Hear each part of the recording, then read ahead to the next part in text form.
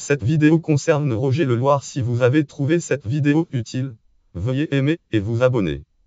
Roger Leloir né le date de naissance 25 avril 1953 à Jouy à Paris. David Bansou. Sans portrait. Roger Leloir, doyen du pôle financier du TGI de Paris. Atypique challenge semaine du 3 octobre 2013 page 52-55.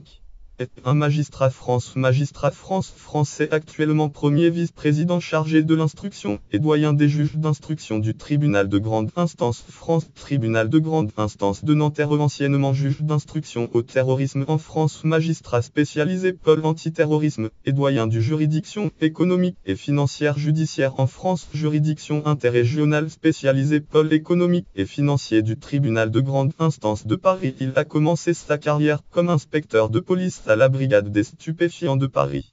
Biographie. Études. Titulaire d'un bac obtenu avant, il a suivi un cycle préparatoire à l'École nationale d'administration France-ENA. Après avoir réussi le concours de la magistrature, il étudie entre 1983 et 1984 à l'École nationale de la magistrature.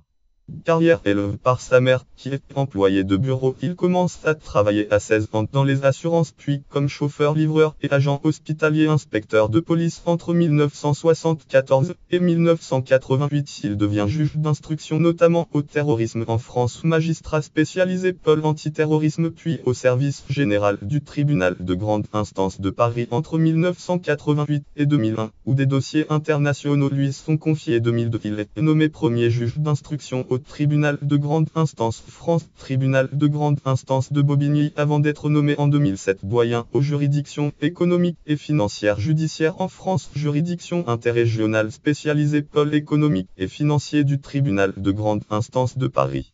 Il sera chargé notamment de grandes affaires politico-financières. Depuis septembre 2017, il est premier vice-président chargé de l'instruction et doyen des juges d'instruction du tribunal de grande instance France, tribunal de grande instance de Nanterre.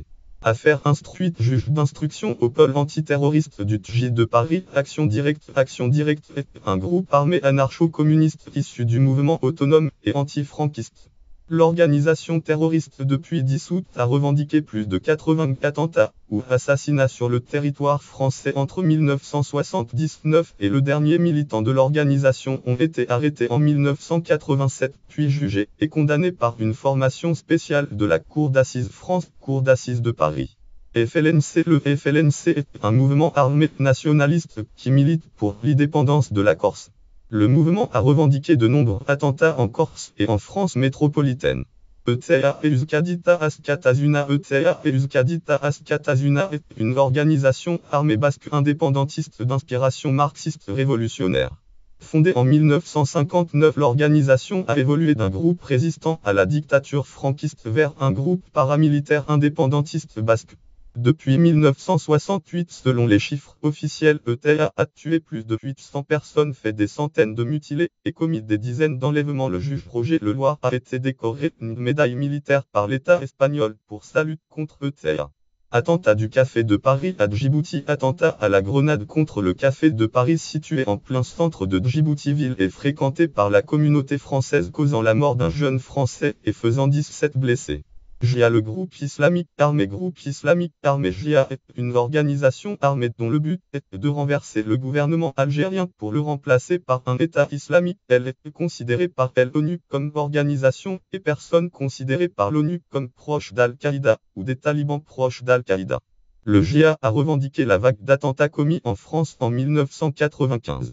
Juge d'instruction du TGI de Paris Augusto Pinochet, sénateur et procédure judiciaire 1998-2006. Dossier Pinochet. Le juge Roger Leloir a lancé toutes les poursuites engagées par la France contre le général Augusto Pinochet ainsi que d'autres responsables de la dictature chilienne, notamment Manuel Contrera. Procès en France. Manuel Contrera, le directeur de la Direction nationale du renseignement DINA, la police politique chilienne.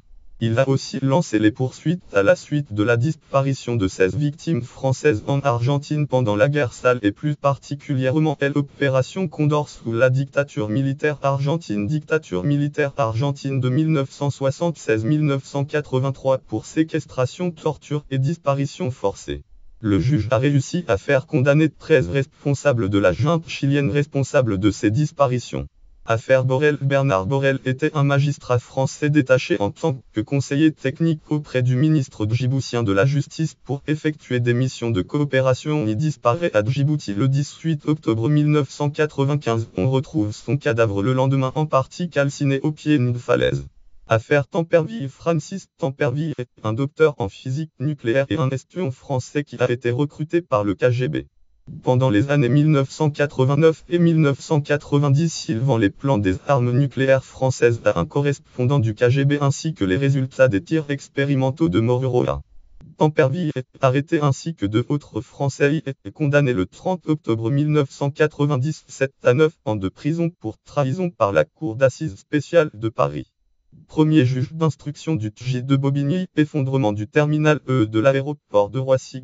Affaire de Colo. Affaire relative au blanchiment de l'argent du trafic de cocaïne entre la Ndrangheta et le cartel de Cali. Affaire du bagagiste de Roissy. L'affaire du bagagiste de Roissy est une série d'événements impliquant Abderrazak Bessoguir, un Français d'origine algérienne suspecté d'avoir préparé un acte terroriste. Les enquêteurs découvrent qu'il agit d'une machination montée par sa belle famille pour faire payer au bagagiste la mort de sa femme. Juge d'instruction et doyen du pôle économique et financier du TGI de Paris. Affaire de Lim en septembre-octobre 2007. L'UIM, Union des industries et métiers de la métallurgie, a été secouée par les révélations sur des retraits de fonds en liquide effectués par son président Denis Gauthier-Sauvagnat. Une information judiciaire a été ouverte par le juge Roger Leloir pour les retraits suspects des caisses de l'UIM de unité 18 944 691 € et des comptes révélant une dissimulation orchestrée de la réalité des comptes de l'UIM. Ces fonds pourraient avoir servi à influencer des décideurs et des organisations. Ils auraient également été utilisés comme complément occulte de rémunération des dirigeants de l'organisation. Affaire Karachi. L'affaire Karachi est une affaire politico-financière qui concerne deux contrats d'armement signés en 1994. Le premier prévoyait la vente par la France de frégates à l'Arabie Saoudite et le second celle de sous-marins au Pakistan. Ces contrats sont soupçonnés d'avoir donné lieu à des rétrocommissions qui auraient financé la campagne d'Édouard Balladur lors de l'élection présidentielle de 1995. Biens mal acquis. Procédure de demande de restitution en cours. France. Affaire des biens mal acquis. Cette affaire fait suite à la plainte de longue Transparency International. Cette plainte visait les conditions dans lesquelles un très important patrimoine immobilier a été acquis en France par les chefs d'État du Congo-Brazzaville, Denis Sassou Nguesso, du Gabon, Ali Bongo, de la Guinée équatoriale, Teodoro Obiang, et de l'Égypte, Hosni Moubarak, ainsi que des membres de leur entourage. Long affirme notamment que des biens ont été acquis en France avec de l'argent public détourné. Une enquête de police de 2007 avait recensé 39 propriétés et 70 comptes bancaires détenus par la famille Bongo et ses proches, 24 propriétés et 112 comptes bancaires pour la famille Sassou Nguesso, et des limousines de luxe achetées par la famille Obiang. L'achat de luxueux véhicules par Obiang Jr. avait déjà été épinglé par un rapport récent de la Direction générale des douanes révélant qu'il avait envoyé 26 voitures en Guinée équatoriale en 2009. Affaire Cahuzac. Il est chargé de l'enquête avec son collègue Renaud Van Ruijbe dans le cadre de l'affaire Cahuzac. L'affaire Cahuzac est un scandale politico-financier français mettant en cause Jérôme Cahuzac, ministre délégué chargé du budget lors du déclenchement de l'affaire en décembre 2012. Accusé par le site d'information en ligne Mediapart d'avoir possédé des fonds non déclarés sur un compte en Suisse puis à Singapour, Cahuzac clame à plusieurs reprises son innocence, y compris devant les députés à l'Assemblée nationale. Le jour de l'ouverture d'une information judiciaire le 19 mars 2013, le président de la République, François Hollande, annonce le départ de son ministre du gouvernement. Jérôme Cahuzac finit par reconnaître les faits le 2 avril 2013 devant les juges d'instruction. Il est alors mis en examen pour blanchiment d'argent provenant de fraude fiscale. François Pérolle, biographie 2012-2017, Cour de cassation. Affaire François Pérolle. L'ancien secrétaire général adjoint de l'Élysée François Pérolle, chargé des affaires économiques auprès de Nicolas Sarkozy, a été mis en examen par le juge Roger Leloir. Il est suspecté d'avoir participé aux négociations qui ont abouti à la création de la fusion des caisses d'épargne et des banques populaires avant d'être nommé à la tête du groupe aussitôt celui-ci créé. Thomas Fabius, des mêlées judiciaires et jeux de casino. Affaire Thomas Fabius. Durant l'été 2013, il hérite avec Renaud Van Ruijbe du dossier de Thomas Fabius, fils du ministre des Affaires étrangères Laurent Fabius, citation, dont l'appartement à 7 millions d'euros a éveillé les soupçons de la justice. Affaire Big Malion trouvant son origine dans un article du Point L. L'affaire Big Malion est progressivement orientée en soupçon de financement illicite par de la campagne présidentielle. Roger Leloir est chargé de l'enquête avec ses collègues Serge Tournaire et Renaud Van Riebeeck.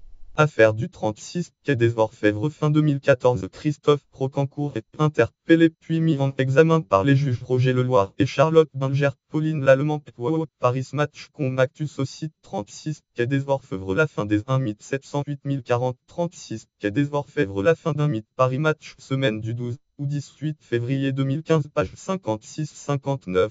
Suspecté d'être impliqué dans une affaire de trafic de faux titres de séjour, où apparaissent notamment les noms d'autres personnalités. À commencer par le commandant de gendarmerie Christian Proutot, ex-préfet fondateur du groupe d'intervention de la gendarmerie nationale et du groupe de sécurité de la présidence de la République, le secrétaire d'État socialiste Kofi Yamnian et le célèbre avocat mécontent Marcel Secaldi. Février 2015. Bernard Petit, patron de la direction régionale de la police judiciaire de Paris, police judiciaire parisienne, et son chef de cabinet sont à leur tour interpellés et déférés devant les juges Roger Leloir et Charlotte Binger, puis mis en examen pour violation du secret de l'instruction et révélation d'informations sur une instruction dans le but d'entraver le déroulement des investigations ou la manifestation de la vérité. Ils sont soupçonnés avec deux autres policiers également mis en examen d'avoir prévenu Christian Proutot qui allait être placé en garde à vue et lui avoir fourni des informations confidentielles sur le dossier nommé depuis un an à la tête de la PJ. Bernard Petit est limogé sur le champ par le ministre de l'Intérieur Bernard Cazeneuve.